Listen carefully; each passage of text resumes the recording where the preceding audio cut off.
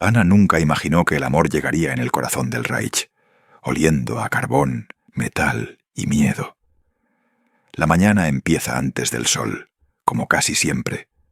El frío entra por las rendijas de la ventana rota, se desliza por el suelo de madera y sube por sus pies descalzos como una serpiente helada.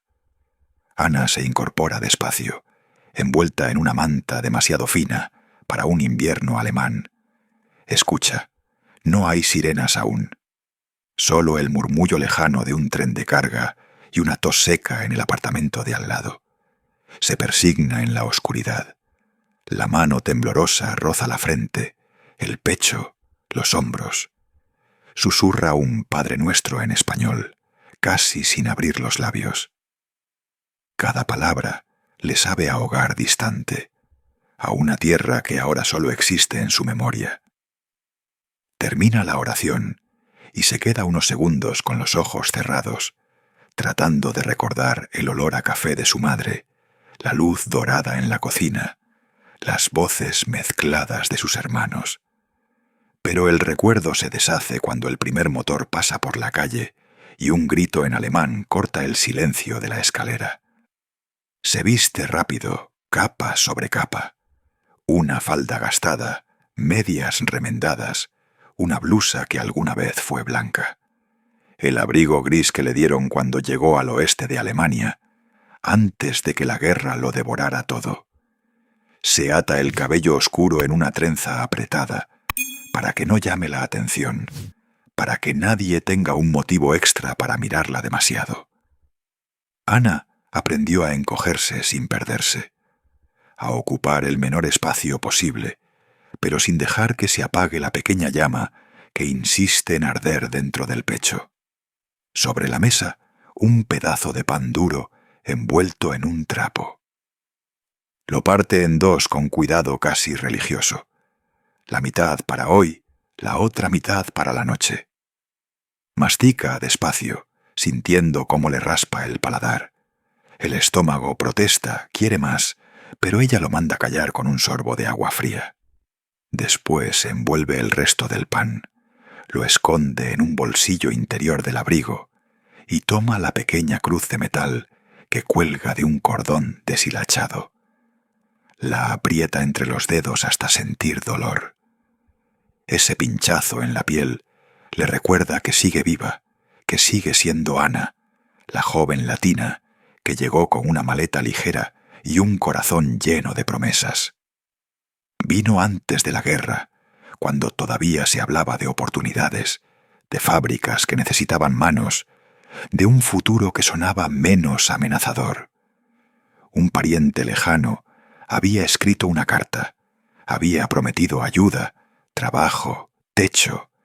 El idioma era duro, pero la esperanza era más fuerte. Las primeras semanas fueron difíciles y extrañas, pero no imposibles. La ciudad aún tenía escaparates encendidos, risas en las plazas, tranvías llenos de gente distraída. Ella mandaba cartas a casa, describiendo las chimeneas altas, la nieve por primera vez, el acento áspero de la gente. Después llegaron los discursos, las banderas, los brazaletes, los murmullos en la iglesia sobre nuevas leyes, nuevas guerras, nuevos enemigos. Más tarde llegó el silencio de las respuestas que nunca volvieron. Un golpe en la tubería la hace volver al presente. Es la vecina del piso de arriba, una mujer pálida, con ojos siempre encendidos de desconfianza. Es la señal de cada mañana, hora de bajar, hora de ponerse en marcha, hora de mostrar obediencia. Ana guarda la cruz bajo la blusa, contra la piel. El metal está helado, pero le da fuerzas. Toma una bolsa de tela y sale al pasillo. La escalera huele a humedad y a sopa rala. En los rellanos, puertas entreabiertas dejan escapar sombras y susurros. Algunos vecinos la miran de reojo, otros bajan la vista. Ella ya conoce ese gesto. No quieren problemas, no quieren preguntas. Una extranjera latina, con acento, con piel tostada por soles que aquí no existen. Mejor no saber demasiado. Mejor fingir que es solo otra trabajadora más. En la planta baja, el portero fuma al lado de la entrada. No la saluda. Se limita a inspeccionarla de arriba abajo, buscando cualquier cosa fuera de lugar. Ana siente el peso de esos ojos como una mano en la nuca. Endereza los hombros sin desafiar, solo mostrando que comprende las reglas íntimas de la supervivencia. No llamar la atención, no discutir, no preguntar. La calle la recibe con un viento cortante. El cielo está bajo, plomizo, como un techo demasiado cerca. Huele a carbón quemado y a algo metálico, agrio, que ya se ha vuelto parte del aire. A lo lejos, la fábrica se recorta contra el horizonte, como un monstruo de ladrillo y hierro. Las chimeneas escupen humo oscuro. Ana se une a la fila de mujeres que caminan en la misma dirección, todas con rostros cansados, con pasos medidos. Hay un murmullo constante en el grupo. No es conversación, es una forma de recordar que siguen siendo humanas. Se escuchan palabras en alemán, en polaco, en francés, en idiomas que Ana no distingue. De vez en cuando alguien la mira, nota su acento cuando responde algo breve, siente la diferencia.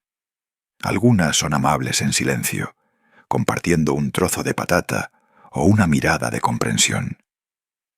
Otras apretujan más el abrigo, como si temieran contagiarse de su extranjería. Al acercarse a la fábrica, los sonidos cambian.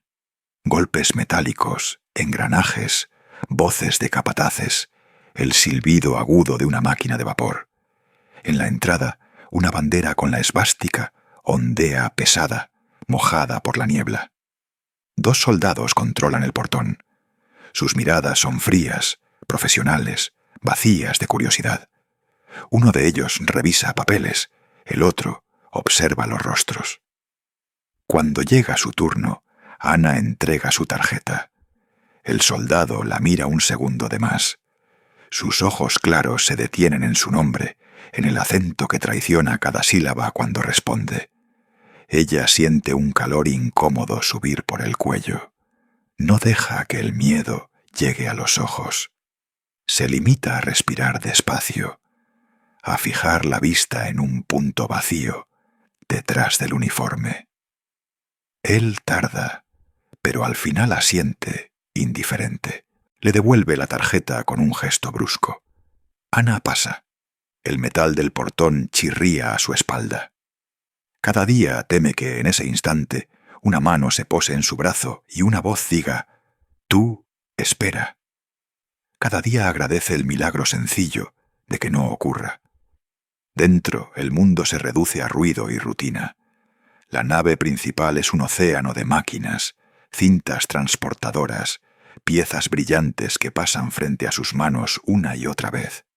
El techo es alto, con claraboyas cubiertas de hollín. La luz entra sucia, mezclada con humo.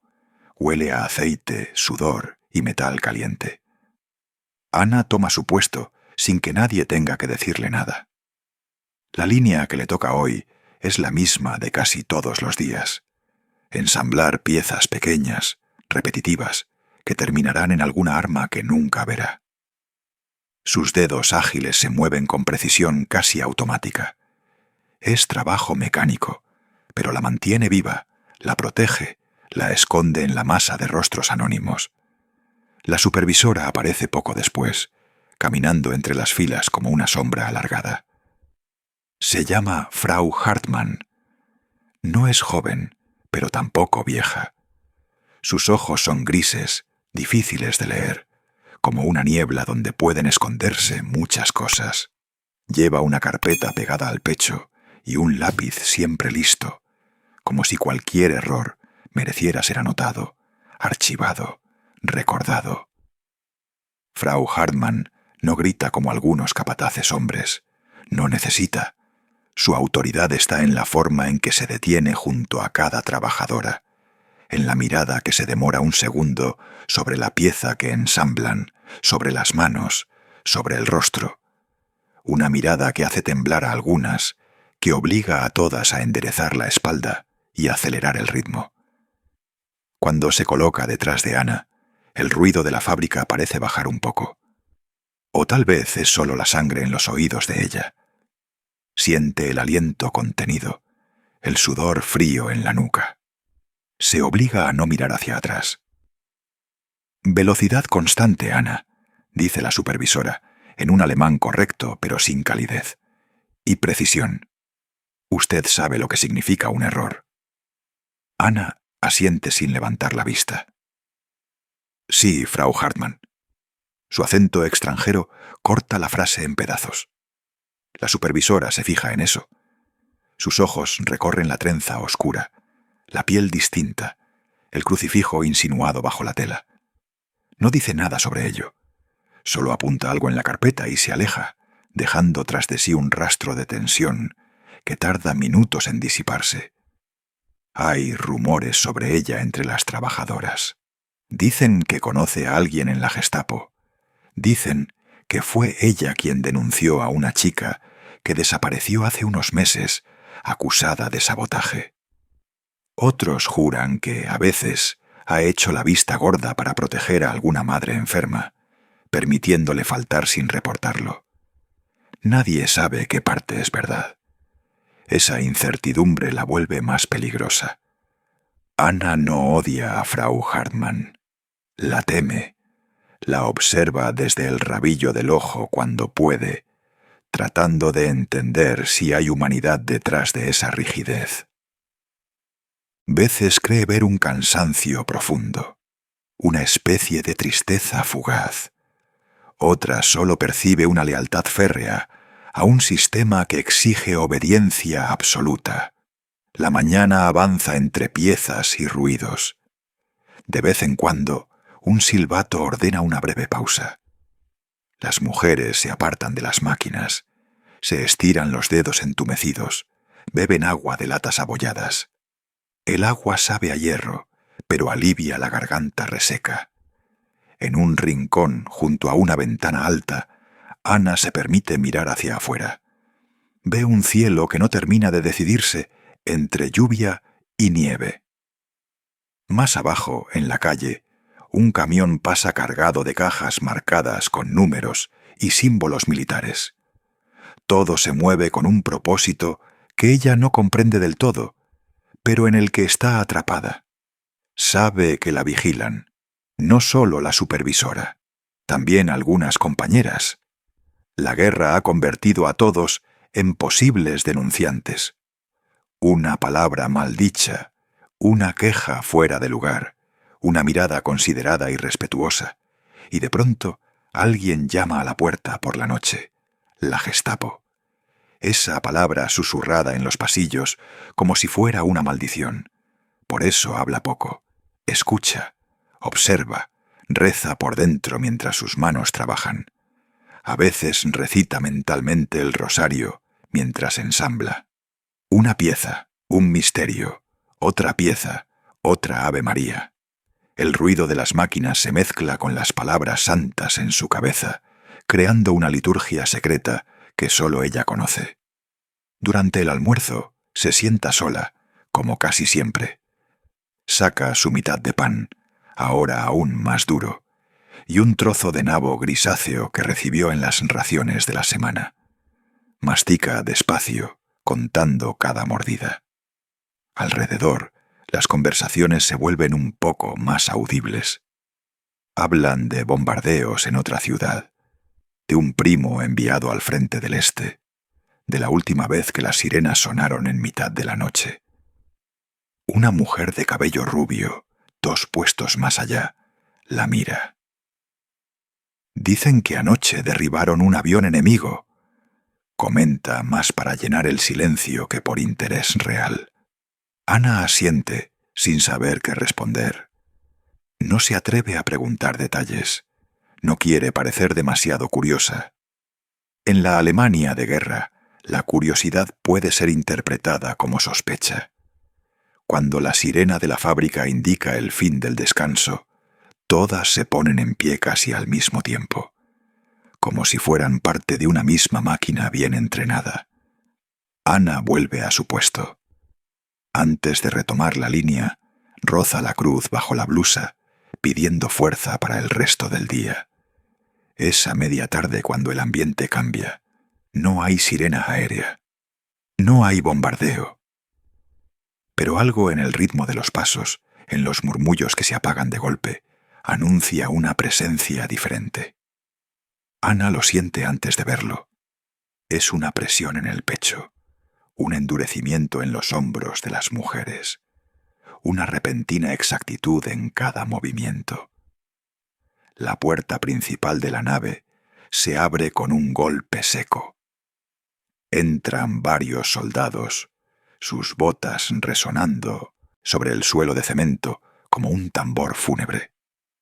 Los uniformes grises, los cinturones de cuero, los cascos relucientes. El aire parece volverse más pesado, más denso, como si cada insignia en esos pechos trajera consigo un fragmento de amenaza. Las máquinas no se detienen de inmediato, pero el ruido ya no es el mismo. Hay ojos que dejaron de mirar las piezas y ahora se clavan en los recién llegados. La supervisora, al verlos, endereza aún más la espalda. Camina hacia ellos con la carpeta bien sujeta, como un soldado sin arma. Ana traga saliva. Siente su corazón desordenar el ritmo, golpeando contra las costillas.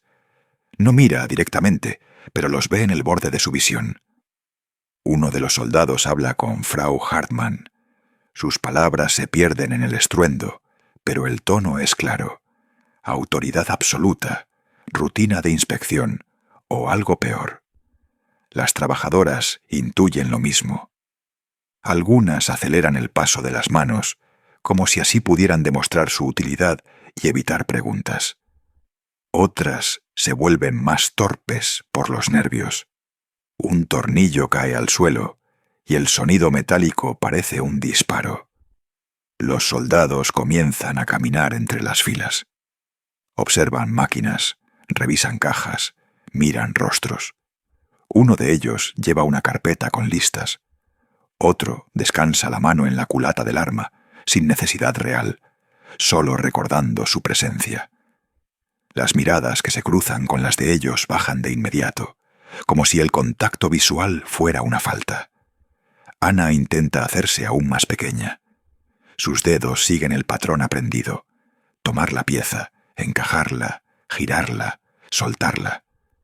Respira por la nariz, con calma forzada. Se obliga a pensar en otra cosa, en una playa de su país, en la luz cálida sobre la piel, en el olor del mar. Pero el olor aquí es ácido, extranjero, cortante. Los pasos se acercan. Una voz masculina, firme, pregunta algo a la trabajadora de la línea vecina. Ella responde en alemán, con voz temblorosa. Risas cortas.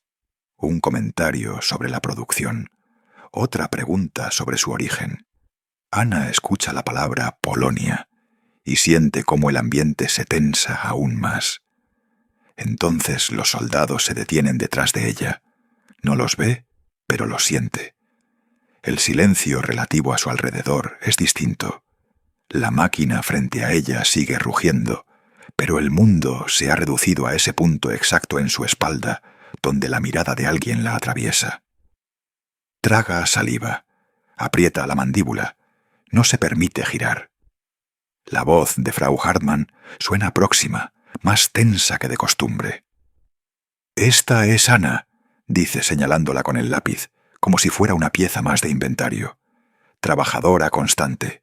Llegó antes de la guerra. Latina. Latina. La palabra queda suspendida en el aire, extraña, casi exótica en ese invierno de uniformes y consignas.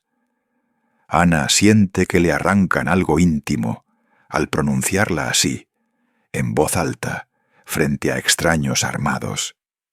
Es su identidad y al mismo tiempo su condena potencial. Uno de los soldados dice algo pero el ruido de la máquina lo ahoga. Ella no alcanza a entender. Escucha solo fragmentos. Papeles, control, vigilancia. Palabras que se repiten desde que los primeros carteles con símbolos negros y rojos empezaron a colgarse en las esquinas. Frau Hartmann responde. Su voz sube una octava, esforzándose por sonar segura. No ha dado problemas, afirma. No se relaciona demasiado, cumple su cuota. Ana sigue trabajando, como si no fuera de ella de quien hablan. Una parte de su mente toma distancia, se observa desde afuera, desde algún rincón alto de la nave. Ve a la joven de trenza oscura, encorvada sobre la mesa, rodeada de ruido y sombra, mientras hombres con armas deciden si su presencia aquí es aceptable. Los soldados se mueven de nuevo, se alejan unos pasos. Uno de ellos se detiene un poco más atrás, como si quisiera mirar el conjunto de la fábrica desde otra perspectiva. Ana aprovecha la mínima oportunidad para respirar más profundo. El olor denso del aceite le llena los pulmones, pero es aire. Aire sin órdenes, sin preguntas. Sin embargo, la atmósfera ya ha cambiado. La presencia de aquellos hombres no es solo física, es una promesa silenciosa de que el cerco se estrecha día tras día. La ciudad del oeste de Alemania, que alguna vez le pareció un lugar de tránsito, se ha convertido en una jaula en la que cada esquina puede esconder un delator. Minutos después, una sirena distinta, corta y agresiva, resuena en algún punto del complejo. No es la alarma aérea, pero tampoco es un sonido habitual. La supervisora alza la voz por primera vez en toda la tarde. Atención, inspección del barrio después del turno, anuncia. La salida será controlada. Papeles listos, nadie se retrase. Un murmullo nervioso recorre las filas. Ana siente el estómago hacerse un nudo. Inspección en el barrio. Más soldados. Más preguntas. Más ojos buscando cualquier fisura en la fachada de obediencia que todos se esfuerzan por sostener. Sus dedos no se detienen. Sigue ensamblando piezas que alimentarán la misma maquinaria de guerra que ha convertido su vida en un corredor sin puertas. Por dentro se aferra a una oración que no termina, a una confianza obstinada en que Dios aún ve lo que ocurre en estos rincones oscuros. No lo sabe todavía, pero entre esos soldados que hoy recorren la fábrica y más tarde el barrio, entre esos uniformes idénticos y gestos ensayados, hay un par de ojos que pronto se detendrá en ella de un modo distinto. Un mínimo gesto de humanidad romperá la superficie helada de ese día.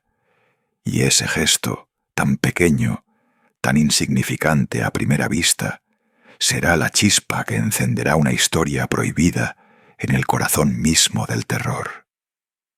Cuando las botas dejaron de sonar y el eco se dispersó, algo diminuto cambió de lugar dentro de Ana. No fue una palabra, ni un gesto grandilocuente. Fue una mano que, por un instante, sostuvo la suya al cruzar la fila. La superficie fría de la madera de la mesa, el olor metálico de la fábrica y la música lejana de una sirena formaron un fondo implacable. Ella registró el contacto como quien reconoce una llave olvidada. Miró al hombre con más detenimiento. Sus ojos eran claros, inesperadamente cansados, pero no fríos. Llevaba el uniforme común y el paso ordenado, pero había en su postura una pausa que no pertenecía a la rutina. La sonrisa fue casi invisible. Ana creyó ver humanidad, apenas un hilo. Sintió el pulso acelerarse y la cabeza llenarse de preguntas posibles. ¿Por qué ese gesto para ella y para nadie más? ¿Lo notaría la supervisora? El rumor entre las máquinas parecía pulsar como un latido. Frau Hartmann estaba a pocos pasos, con la libreta en la mano y la mirada rígida como una regla de metal. Observó sin intervenir. No parecía comprender todavía. El soldado apartó la mirada con discreción. Hubo un silencio que supo a riesgo. La fila continuó su avance. Ana apretó entre los dedos algo que llevaba siempre. El rosario, escondido bajo la blusa, rozó su piel como una presencia. El soldado lo vio. No hubo palabras, solo un asentimiento leve, casi imperceptible. Ese detalle fue más grande que la entrega de una porción extra. Más tarde, al filo del refrigerio, el mismo hombre apareció junto a la mesa de suministros. Había pan extra dentro de su abrigo. Lo ofreció sin anuncio. Un trozo húmedo por el vapor de la fábrica, aún tibio. Ana dudó. Sabía que aceptar significaba trazar una línea. Aún así, extendió la mano. La miga olió a hogar lejano y a culpa simultánea. Sus dedos rozaron los de él. La sensación fue punzante. Sentía la mirada de sus compañeras, algunas curiosas, otras cautelosas. Ninguna se atrevió a interrumpir. Frau Hartmann la observaba como quien lee una página difícil. No hizo ademán de reprender, pero su cara se endureció en un molde difícil de leer. El soldado no pronunció su nombre, solo dijo con voz baja un comentario sobre el frío. Habló con respeto, sin paternalismos. Había algo de consideración en la forma en que habló. Eso rompía los códigos del lugar. Ana contestó con voz contenida. A cada frase sentía que su fe le daba forma a la valentía. No era una valentía grandiosa. Era la pequeña resistencia de quien se niega a desaparecer. Una compañera acercó la bandeja. Murmuró algo que pudo ser advertencia o simple curiosidad. Nadie sabía aún que ese intercambio sembraba una luz peligrosa. Las máquinas retomaron su ruido. Los soldados hicieron rondas. El barrio sería inspeccionado más tarde. Ana guardó el trozo de pan entre su delantal y su cuerpo. El contacto con la harina la reconectó con su infancia, con la cocina de su madre, con una oración aprendida en voz baja. Sintió miedo, pero también una certeza diminuta y persistente. Si aquel hombre había visto su rosario, entonces conocía algo de su interior. Ese conocimiento podía ser consuelo o trampa. Frau Hartmann suspiró y se alejó. La supervisora dejó atrás una estela de control que apretaba el aire.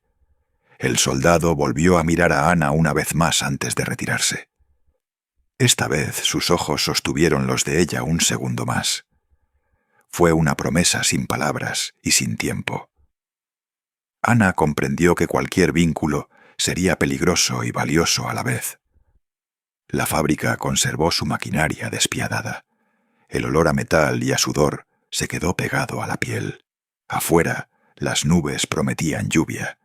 Las rondas terminarían en el barrio después del turno. Antes de salir, Ana apretó el rosario y contó mentalmente las letras de una oración. No sabía si pedir por perdón, por coraje o por la salvación de ese gesto humano. Solo sabía que no volvería a mirar la noche con la misma indiferencia. Había algo sembrado en su pecho, una chispa mínima, un peligro que brillaba. Una nueva atención creció entre ellos como una respiración contenida, lenta y convincente. En los días que siguieron, sus encuentros fueron pequeñas islas en un mar de rutina. Él regresaba en las rondas de control, con excusas sencillas y ojos que ya no pasaban de largo.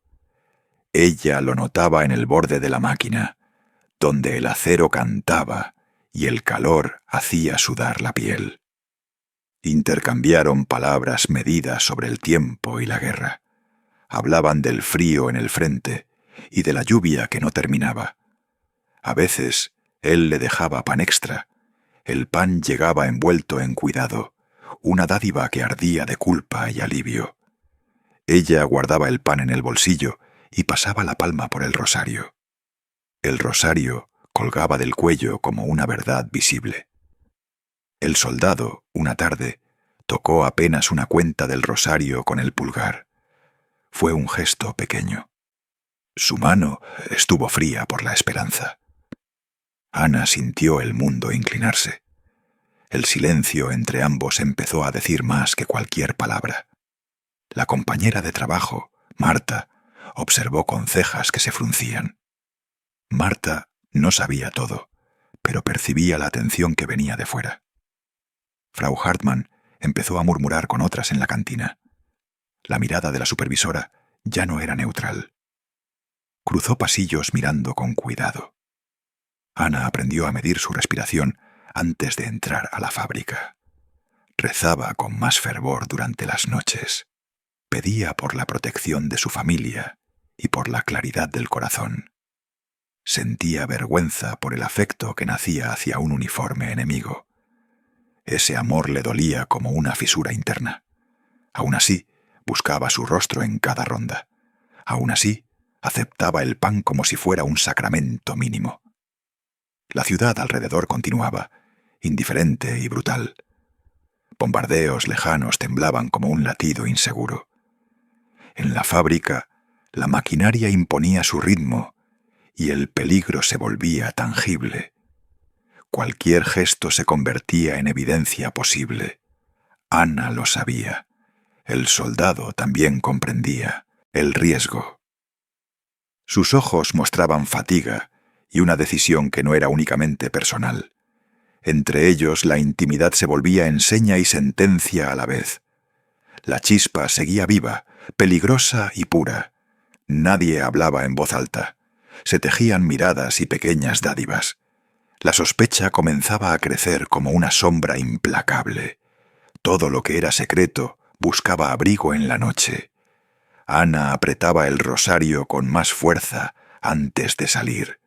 La lluvia ya había empezado a marcar las ventanas con pequeñas cruces de agua. La noche los recibió con un viento que olía a pan quemado y pólvora. Ana caminó en silencio hacia el cobertizo junto a la fábrica. La lluvia había limpiado las calles y dejado un frío que mordía la piel. Él llegó con la parca húmeda y los ojos cansados de quien ha visto demasiado. Se miraron sin palabras y el mundo se redujo a ese gesto sencillo. Ella ofreció el rosario entre los dedos, como quien ofrece un juramento silencioso. Él lo tomó con delicadeza inesperada, como si aquel hilo contara vidas. Hablaron de cosas pequeñas para evitar el abismo mayor. Él habló de un compañero caído en el frente, sin detalles y con un temblor en la voz. Ella contó cómo su madre tejía pañuelos para los vecinos y cómo siempre rezaba por la lluvia. Sus manos se rozaron cuando intercambiaron una nota. La nota era una línea escrita con letra apurada y temblorosa. En la hoja había un nombre y una promesa de encuentro. La luz de una lámpara cercana dibujó sombras largas en sus perfiles. Ana sintió que su pecho se apretaba entre culpa y alivio. Rezó en voz baja, pidiendo perdón por lo que su corazón no podía negar. El soldado escuchó su oración como si fuera confesión en una iglesia vacía. Confesó su cansancio moral y la absurda rutina de obedecer sin creer. Dijo que ya no encontraba sentido en muchas órdenes. Ella lo miró con compasión y miedo. La culpa religiosa era una brújula que la guiaba y la castigaba. Prometió que buscaría la absolución en pequeñas acciones, ayudar en casa, besar la medalla de su madre. Él entendió que su amor tenía un precio que ninguno de los dos podía calcular. Le ofreció pan envuelto en un paño, un gesto antiguo de cuidados humanos. Ana sintió el sabor del peligro en la lengua y también el sabor de la ternura. Se confesaron miedos y nombres de gente que aún vivía. Hablaron de la fe que ella llevaba como escudo y de la duda que él arrastraba como una piedra. La cercanía creció en roce de hombros y en respiraciones que se sincronizaban. Ella apoyó la frente contra su pecho por un instante. Ese contacto provocó en ella un terremoto de conciencia. Pensó en un Dios que observa y en un mundo que juzga sin piedad. Le pidió perdón por cada pensamiento que la alejaba de sus creencias. Él respondió con una caricia que pareció promesa y consuelo a la vez. La nota cambió de manos una vez más. Ahora contenía un nombre de 3 sílabas y una hora precisa. Las horas de encuentro se volvieron márgenes minúsculos en los que cabía el universo entero. Afuera, la noche seguía con su respiración fría. Ana afirmó que no quería dañar a nadie. También confesó que no podía fingir indiferencia ante aquella bondad inesperada. Su fe le pedía renuncia y su corazón pedía compañía. Él tomó su mano y la apretó con fuerza, jurando secreto. La promesa se selló con un beso breve y húmedo en la punta de los dedos. La sensación del beso quedó como incendio en la palma de Ana. Se separaron por miedo, por prudencia, por supervivencia. Al marcharse, Ana dejó caer sin querer una esquina de la nota. No fue un descuido cualquiera. La supervisora, que había observado desde la sombra de la entrada, recogió el papel con la mirada dura. Sus ojos no estaban vacíos de razones. Había en ellos la cuenta fría de lo que una acusación podía costar. La mujer guardó la nota entre sus manos y salió a la lluvia con paso decidido. La fábrica seguía en silencio. La noche cerró sus puertas con la promesa de que aquel secreto ya no era entero. La lluvia que mojaba la nota siguió viajando por las calles, llevando secretos hacia oficinas con ventanas pequeñas. La supervisora dobló el papel con manos que ya no temblaban. Cruzó el umbral de una casa municipal donde el frío olía a periódicos viejos. Saludó con la boca tensa. No habló de compasión, habló de orden. En una sala alumbrada por una lámpara amarilla, colocó la nota sobre una mesa. 2 mujeres del partido la miraron sin sorpresa. Una tomó el papel con dedos que no buscaban misericordia. La otra hizo gestos medidos con la boca apretada. Pidieron nombres y horarios. Fueron precisos. La supervisora señaló calles y turnos como quien entrega una cuenta. No había piedad, solo diligencia. El rumor nació allí, envuelto en papeles y miradas. Salió como humo hacia oficinas con insignias negras. Un hombre escuchó la historia sin levantar la voz. Tenía el abrigo impecable y las manos más frías que la lámpara. Era el primer indicio de algo mayor. Tomó notas con un lápiz que raspaba como una uña sobre madera. No preguntó por amor, preguntó por posibles faltas. La palabra extranjera sonó más punzante de lo que Ana podría imaginar.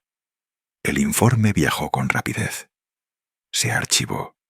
Se llamó a un agente en la mañana siguiente. El agente llegó desde la ciudad vecina con pasos calculados y botas que apenas hicieron ruido. Traía consigo una carpeta negra. Su mirada era un vidrio limpio. No sonrió. No necesitaba sonreír. Preguntó por la fábrica. Entró al edificio con permiso que no dejó opción. Observó mesas, cajas y relojes. Preguntó por horarios de entrada y salida. Escuchó nombres que no recordó.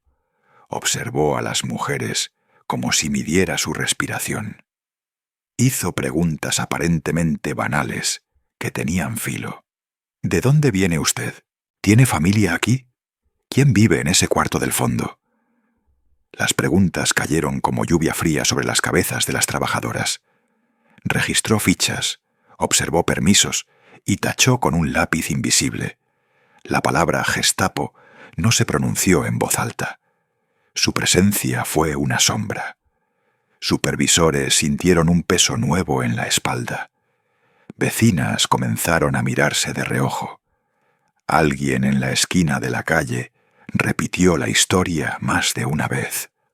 Una mujer en una cola dejó escapar la frase que bastó para sembrar inquietud. La circulación del rumor adquirió la velocidad del miedo. Ana no sabía aún que su respiración estaba siendo contada. Continuó rezando en voz baja antes de dormir. Sus manos buscaron el rosario con la misma familiaridad de siempre. La fábrica la llamó temprano. El frío del amanecer la encontró con la piel adormecida. Aún llevaba el olor a sudor del encuentro secreto. Caminó por calles que parecían haber perdido su nombre. Notó miradas que tal vez no existían. Un guardia interrogó a una compañera sobre horarios. Una administradora consultó registros con una prisa que ocultaba algo. El agente hizo visitas a la puerta del barrio donde Ana vivía. Habló con el portero con educación cortante. Registró documentos de identidad con un cuidado meticuloso. Tomó nota de cualquier detalle que pudiera ubicar a un hombre en puntos y horas concretas. Su tarea fue hacer un mapa de la vida de Ana sin que ella sospechara el trazado. Al mediodía, una vecina dejó caer una frase en voz baja, como si escupiera un desecho. Dijo haber visto a un soldado salir apresurado de un portal. La frase llegó a oídos de la gente. Este anotó la hora, el nombre del edificio y la descripción del uniforme. Unos papeles cruzaron escritorios oficiales. Una foto de un soldado apareció en una carpeta. El soldado no estaba en condiciones de ser nombrado por completo, pero la posibilidad se organizaba. No hubo destellos dramáticos, no hubo trompetas de persecución. Todo ocurrió en procesiones frías y burocráticas. Mientras tanto, Ana dobló la ropa con manos que pretendían calma. Repasó mentalmente oraciones que ya no parecían suficientes. El latido en su cuello le recordó la cercanía reciente del soldado. No supo entonces que su nombre aparecía en una lista de verificaciones. No sospechó que su silencio era observado con mapas. Escuchó, sin darse cuenta, pasos que repetían el compás de su propio miedo. La noche cayó con una claridad cortante. En una mesa iluminada por una lámpara, el agente colocó su firma en un documento. Fue un acto simple. Fue una señal con consecuencias. Ordenó discreta vigilancia. Solicitaron informes de horarios de trabajo, movimientos de personal y registros de permiso. Licencias fueron revisadas. Bolsos fueron anotados por algún guardia en la entrada. Un control más fue decidido para el turno nocturno. Nadie anunció esa decisión a la fábrica. La Gestapo comenzó a coser un hilo que aún no cortaba la tela. Observadores fueron ubicados en puntos estratégicos. Algunos eran oficiales, otros eran vecinos. La ciudad se volvió un escenario con ojos nuevos. Los encuentros secretos no necesitaban ruidos para ser rastreados. Fueron pequeños hilos que una autoridad supo seguir. Ana siguió viviendo entre oración y trabajo. Sin saberlo, cada paso suyo se acomodó en un mapa de sospechas. La posibilidad de ser descubiertos doblegó la tranquilidad que aún respiraban. Un teléfono sonó en una oficina y alguien anotó una nueva hora. Un testigo se ofreció a esperar. La vigilancia no era irrupción todavía. Era un tejido que se estrechaba con paciencia. La atmósfera olía a humedad y a miedo contenido. El agente cerró su carpeta y se marchó con pasos que no dejaban eco. El hilo que empezaban a tensar aguardaba el movimiento que lo hiciera visible. El hilo se tensó de pronto, con un ruido tan humano como un suspiro contenido. Ana caminaba ligera, con las manos aún impregnadas del olor a aceite de la maquinaria. El pasillo apartado olía a pintura fresca y a botas viejas. Su corazón golpeó la puerta como una mano joven que pide permiso. Él la miró desde la sombra, con la gorra en la mano, la mirada escrita en silencio. Ella le pasó un papel doblado en 4. La letra de él temblaba como quien firma una confesión. Un testigo cruzó la esquina y vio la escena como si presenciara una traición pequeña y perfecta. No era un rumor ahora. Era una imagen que cabía en una carpeta oficial. La figura observadora, colocada por la Gestapo, tomó nota con la paciencia de quien recoge pruebas. La vida de Ana dejó de existir en la privacidad de un gesto. Volvió a sentirse expuesta, como un objeto al que se apunta la luz. El soldado adivinó la sombra que venía detrás del testigo. Su rostro se endureció, pero sus manos no dejaron de temblar. El papel en la mano de Ana olía a tinta y a miedo. Ella intentó sonreír, aunque la sonrisa parecía un gesto prestado. El testigo arrastró sus palabras hasta la oficina local. No fueron gritos, fueron pasos y firmas en una libreta que cerraron el aire. La orden llegó con la frialdad de un cuchillo envuelto en papel. Por la tarde, 2 hombres vinieron a la fábrica. Eran rápidos y discretos como el hambre. Registraron taquillas sin levantar la voz. Abrieron cajones con la rutina de quien busca piezas. Encontraron un objeto pequeño, envuelto en tela rústica. Era una fotografía doblada. La foto mostraba a Ana y al soldado juntos, sus manos apenas rozándose. También había una nota con palabras cruzadas de cariño y fechas. Todo estaba allí, como si el vínculo se hubiera vuelto evidencia tangible. La supervisora fingió sorpresa, aunque sus ojos guardaban alivio. Las conversaciones en la fábrica se hicieron más cortas. El ruido de las máquinas llenó los espacios que quedaban. Ana sintió que el mundo se acercaba, paso a paso. Cuando volvía a su casita, alguien había registrado su domicilio. Un cajón removido, una Biblia abierta de lado, un rosario sobre la mesita, colocado como para ser encontrado. El descubrimiento no respetó lo sagrado ni lo íntimo. Todo lo que ella guardaba de fe y amor quedó escrito en papeles y fotos. La noticia llegó también al soldado, a través de una llamada urgente y de pasos que dejaron eco. Supo que ya no podía volver a su cuartel con la misma tranquilidad. Supo que su nombre, pronunciado en oficinas cerradas, lo colocaba al borde de una decisión imposible. En la plaza, las sombras parecían seguirlo. Él buscó a Ana con la mirada, con la prisa de quien quiere dar un aviso que no mellará el peligro. Se encontraron en un rincón conocido. Ella llevaba el rosario en el bolsillo, apretado como una pequeña cruz de supervivencia. Él le dijo en voz baja que debía partir esa noche. Dijo que la situación se había vuelto demasiado caliente, que hombres con carpetas andaban leyendo sus vidas. Ana oyó cada palabra como si fueran esquirlas. No tenía a dónde correr. Solo tenía la casa pequeña y la fe que la mantenía en pie. Él la besó con prisa, y ese beso fue una promesa frágil. La promesa pesó más que cualquier objeto. Ambos sospechaban el final de la normalidad. Luego llegaron los pasos que nadie esperaba en una noche cerrada. Tocaron la puerta con la formalidad de quien no deja lugar a la sorpresa. Ana abrió y se encontró con rostros impasibles.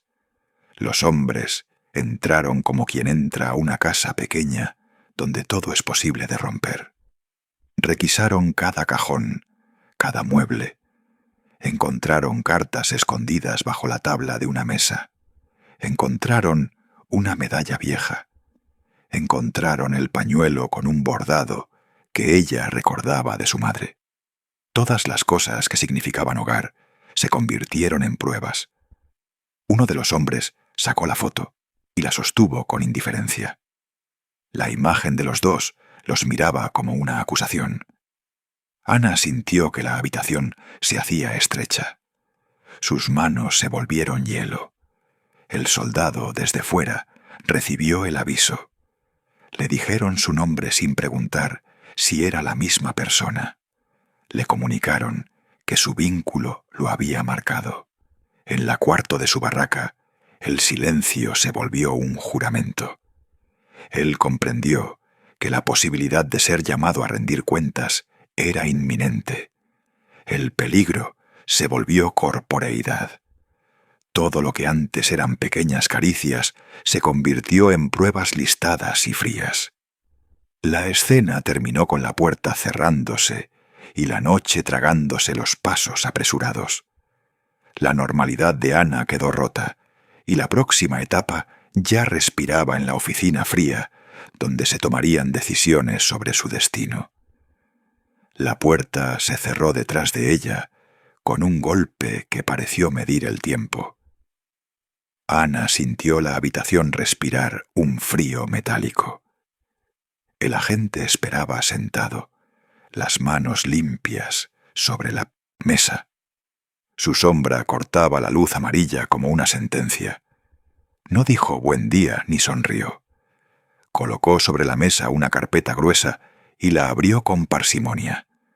Fotografías, cartas dobladas y una nota manchada de lluvia quedaron al descubierto. Ana vio su letra entrecortada en una de las hojas. La voz del hombre fue medida como una balanza.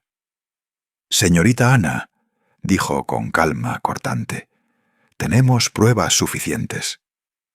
Ella notó el temblor en sus propias manos, casi imperceptible. Recordó el olor del jabón en la cocina de su madre. El agente habló de cargos que sonaban a fin del mundo. Mencionó trabajos forzados, deportación y castigos ejemplares. Sus palabras eran dientes que mordían la esperanza. Luego inclinó el cuerpo hacia adelante, como un animal que olfatea una debilidad. La presión se hizo física, una mano invisible apretando el pecho. «Puede colaborar», ofreció, «o puede callar y aceptar las consecuencias». Ofreció opciones con la frialdad de quien baraja cartas marcadas. Admitir la relación significaría exponer al soldado. Denunciarlo podría salvarla, aseguró el hombre, a costa de romper otra vida. Negarlo todo era jugarse un destino más duro, dijo sin compasión. Ana buscó su fe, como quien busca un abrigo en la noche. El crucifijo contra su camisa pesó más que nunca.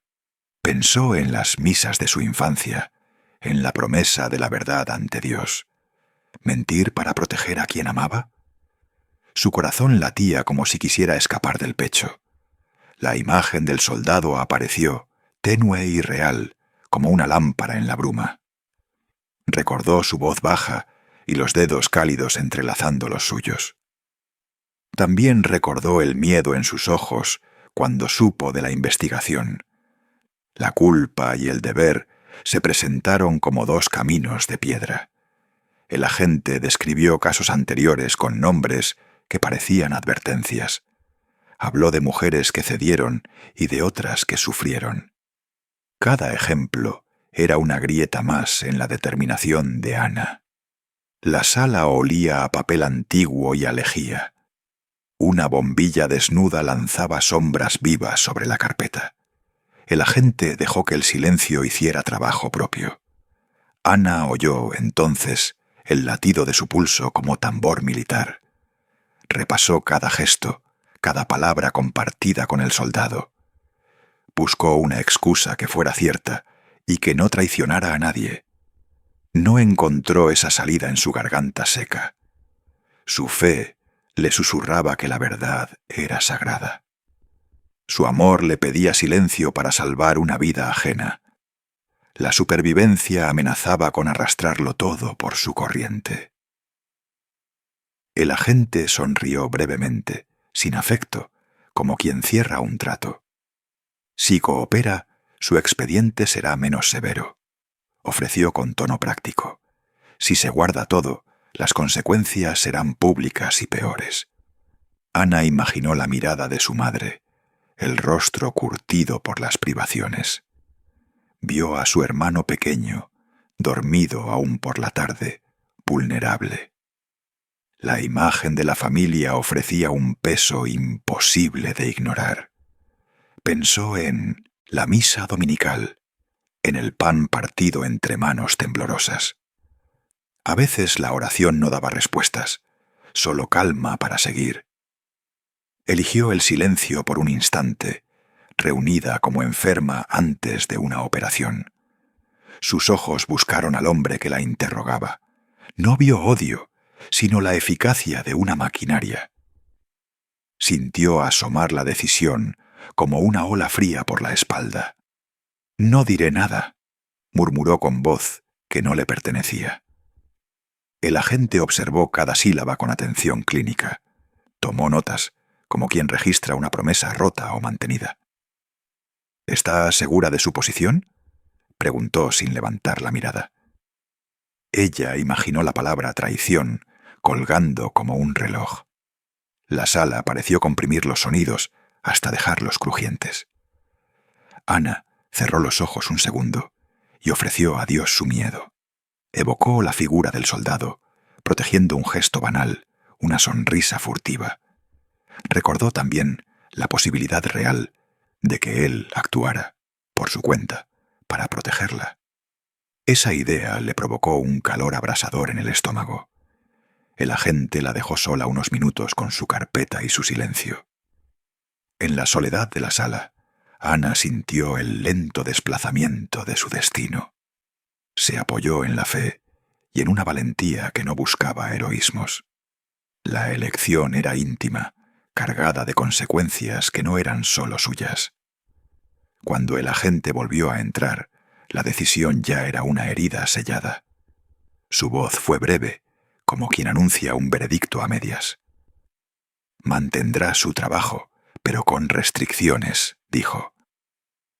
«Su nombre quedará marcado en el expediente». Un alivio pequeño y amargo la atravesó como un cuchillo con sal. No fue la libertad total, pero evitó la destrucción inmediata. Supo, en ese instante, que la relación no sobreviviría a ese registro. El peligro se transformó en vigilancia perpetua. Sintió, junto al alivio, el dolor seco de una despedida anticipada. Abandonó la sala con pasos que no le pertenecían. Afuera, la ciudad continuaba respirando como si nada hubiera pasado. Dentro de ella, sin embargo, algo cambió su ritmo para siempre. La tarde trajo un rumor metálico a la guarnición, como si la ciudad contuviera la respiración por él. Karl supo de la investigación antes del mediodía, por un informe burocrático que tenía la textura fría del destino. Leyó las líneas con manos que no temblaron, pero que sintieron un frío en las yemas. No hubo gestos dramáticos. Se sentó bajo una lámpara que parpadeaba y contó, en silencio, las posibilidades que quedarían para Ana. Pensó en solicitar un traslado al frente. Imaginarse en el ruido ensordecedor de las batallas le provocó vértigo por la distancia. También consideró escribir una declaración asumiendo culpa administrativa. Sabía que esa versión sacaría a Ana de los ojos más peligrosos. Sintió el peso de decir la verdad o fabricar una mentira que salvara un nombre. Su fe no era la de Ana, pero tenía un código propio. Tembló al recordar la sonrisa que le arrancaba la rutina. Esa memoria le dolió como una luz demasiado fuerte en la penumbra. Decidió actuar a la manera de quien protege con medidas pequeñas y calculadas. Fue a ver a su sargento con la parsimonia de quien prepara un sacramento.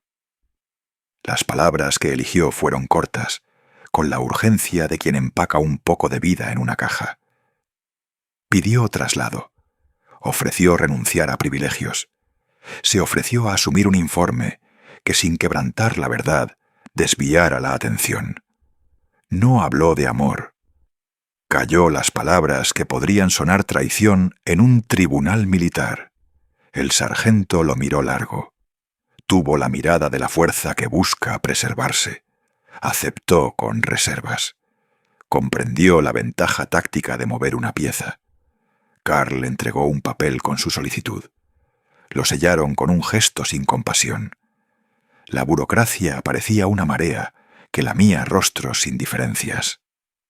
Mientras firmaba, pensó en Ana con la nitidez de quien sabe que una promesa no se cumple. Su decisión fue un corte limpio sobre la posibilidad de verse todavía. Al salir, el aire nocturno le pegó en la cara como una bofetada de verdad. Caminó por calles que olían a carbón y a ceniza. Toda la ciudad estaba en esa espera opaca y resistente. En su bolsillo guardaba la foto de Ana, doblada en 4, con la orilla gastada por tantos dedos. Esa imagen le dio calor y también una sensación de falta. Sabía que sus acciones ofrecían pausa, no salvación. La Gestapo no era un enemigo sencillo. Poseía puertas que se cerraban sobre las vidas y archivadores con la memoria de las condenas. Aún así, Karl creyó que su movimiento podía crear una rendija mínima. Esperaba con paciencia activa, como quien prepara una escapatoria modesta.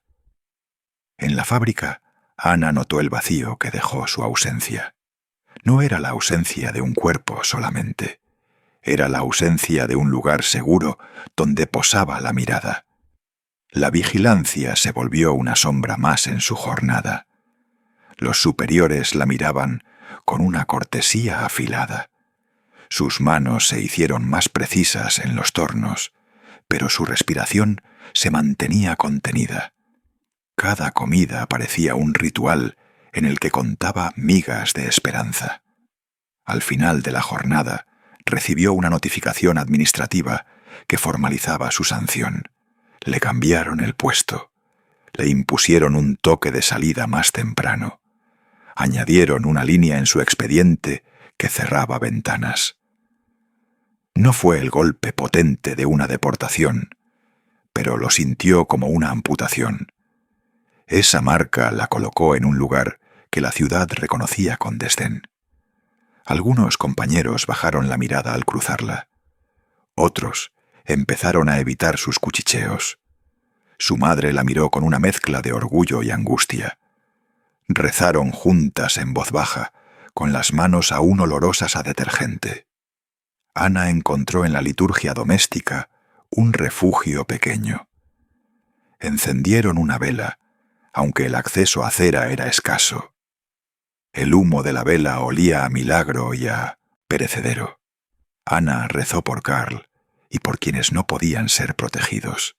Su oración fue una red de paciencia que apretaba el corazón. No supo si la oración cambiaba destinos, pero le otorgó una forma de sostén. Por la noche, Karl escribió una nota corta que no pretendía ser más que un testigo. La dejó en un cajón con la intención de que, si algo llegaba a romperse, el papel fuera un eco de su intención. En la nota no había excusas. Había una confesión de miedo y de deber. No reveló todo. Protegió lo que creyó proteger. Ana encontró el papel a la mañana siguiente, entre la ropa que aún olía a jabón. Lo sostuvo con manos que recordaban la sala de interrogatorios. Sintió la vértebra de la esperanza doblarse y no romperse. Leyó las palabras con la cadencia de una misa lenta. Comprendió en ese momento que la relación estaba herida de muerte, pero no del todo muerta. El cuidado se convirtió en distancia, y la distancia en una vigilancia que consumiría años. Afuera, las sirenas no sonaron, pero el cielo tenía la gravedad propia de quienes esperan noticias. Ana cerró los ojos y ofreció otra vez su miedo a Dios. No era valentía teatral, era una práctica cotidiana. Se apoyó en rituales pequeños. masticó silencio como quien toma pan duro. Tenía conciencia de que el costo era real. La posibilidad de ver a Karl sin escolta se alejaba como un barco en la niebla. Permanecía, sin embargo, la sensación de que su sacrificio había evitado un desastre mayor. Esa verdad la mantuvo en pie con pasos medidos. La ciudad siguió respirando, indiferente y antigua. Dentro de Ana, algo se cerró, y algo más aprendió a latir más despacio. Aprendió a medir las horas por el peso de las sombras en el pasillo. La casa parecía más pequeña, y los pasos sonaban como juicios sobre la madera. Salía a la fábrica con el rostro contenido y las manos que temblaban discretamente. Un nuevo sargento vigilaba las puertas y asumía la presencia como costumbre. Su mirada se deslizaba por la fila y pesaba sin palabras. Ana aprendió a aceptar el silencio como compañía íntima y dura. Repetía pequeñas oraciones con los dedos, contando promesas no dichas como cuentas. Velas improvisadas calentaban las manos y dibujaban sombras de esperanza en la habitación. En la fábrica, el ruido era tambor que alineaba días y memorias. Ella guardaba recuerdos, como restos de pan, con cuidado y miedo. En las notas, Karl escribía ternura y confesiones de miedo entre líneas. Su gesto fue simultáneamente refugio y pieza de máquina que obedecía. Ana comprendió, tarde, que amar allí exigía silencio y pequeñas traiciones. La culpa se asentó en el cuerpo como tejido áspero y acostumbrado durante las noches. Sufría por los que no volvieron y por decisiones que había sido obligada a tomar. Sentía vergüenza por respirar cuando otros habían sido silenciados para siempre. Había sueños de Mindom, pasos que no eran los suyos y manos que no tocaban. La fe cambió, volviéndose menos espectáculo y más resistencia de cada día. En el confesionario se resumían cuentas íntimas, sin espectáculos, sin juicios públicos. No buscaba absolución de los demás, buscaba fuerzas para permanecer entera. Cuidaba de los hermanos como si protegiera un pequeño altar de vidas frágiles. Intercambiaba palabras contenidas con los vecinos y recogía migajas de bondad silenciosa.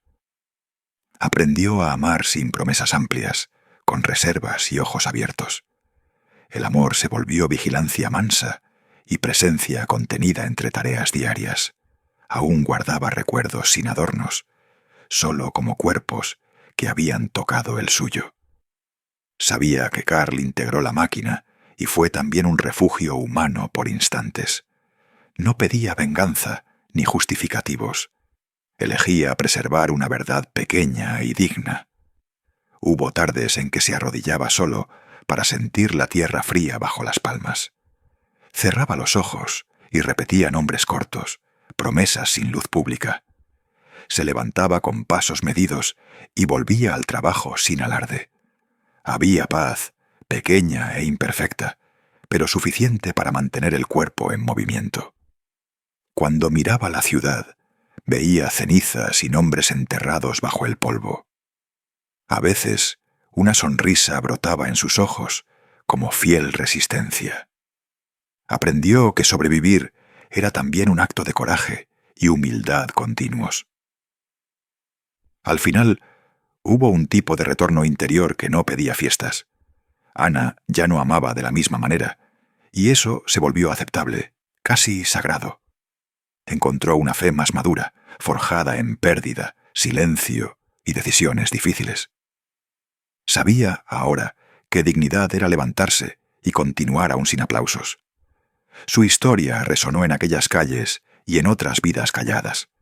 Hubo muchas relaciones prohibidas, enterradas bajo protocolos y miedos. Después de la Gestapo, Ana nunca amó de la misma manera, pero vivió. Su amor se volvió menos llama y más presencia que soporta y cuida. Hubo un peso de culpa, pero también había firmeza en su paso renovado. Se cerró un ciclo dentro de sí, con paisajes nuevos y viejos recuerdos. En el silencio posalarma, volvió a la oración como quien enciende un faro. Hubo serenidad, no completa, pero suficiente para que el corazón respirara. Ella llevaba ahora una compasión dura por los vivos y por los muertos. Así se cerró la parte que le correspondió en aquella historia de miedo y ternura. Se levanta con pasos medidos y guarda una verdad pequeña, entera, renacida. Si estas palabras han encontrado tu corazón, camina con nosotros en las próximas historias.